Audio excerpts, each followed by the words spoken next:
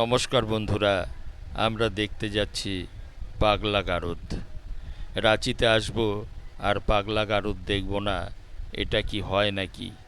তাই আমরা স্থির করলাম আমরা পাগলা গারদ দেখতে যাব। পাগলা গারদের যে মেন্টাল হসপিটাল, সেই মেন্টাল হসপিটাল চত্বরে পৌঁছে গেছি।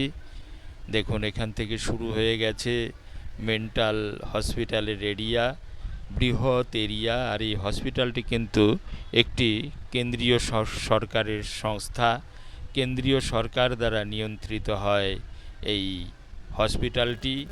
আর রাজ্যের, শুধু রাজ্য বলবো কেন, বাইরের রাজ্য থেকেও অনেক মানুষ এখানে ট্রিটমেন্ট করাতে আসেন।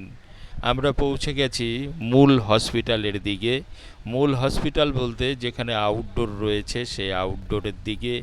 আর এখানে ট্রিটমেন্ট করাতে বহু দূর দূর থেকে মানুষ আসেন। দেখুন, আমরা সবাই এগিয়ে যাচ্ছি এই হসপিটালের দিকে। আর আমার বন্ধুরা পাগলের অভিনয় করছে, পাগলের অভিনয় করে তারা ছবি তুলছে। মেন্টাল হসপিটালে যেহেতু এসছে, একটু পাগলামি তো থাকবেই। দেখুন, অনেকে পাগলের মতো অভিনয় করে ছবি তুলছে। যেহেতু পাগলা গারদ, তাই পাগলের মতো অভিনয় করে ছবি তুলছে।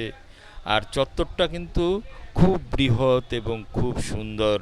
আর আমার চ্যানেলটি যদি আপনাদের ভালো লাগে, অবশ্যই সাবস্ক্রাইব করবেন। দেখুন, এই যে আউটডোর, রোগীর পরিজনেরা এখানে বসে রয়েছে। আর এখানে কিন্তু ছবি তোলা কঠোরভাবে নিষিদ্ধ। এখানে ছবি তোলা যায় না।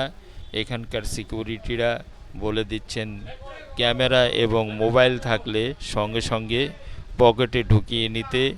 জায়গাটা কিন্তু অত্যন্ত সুন্দর। এই দিকটায় রয়েছে যেখানে পাগলদের রাখা হয়, সেই দিকটা। আর আমার ভিডিওটা এখানেই শেষ করলাম।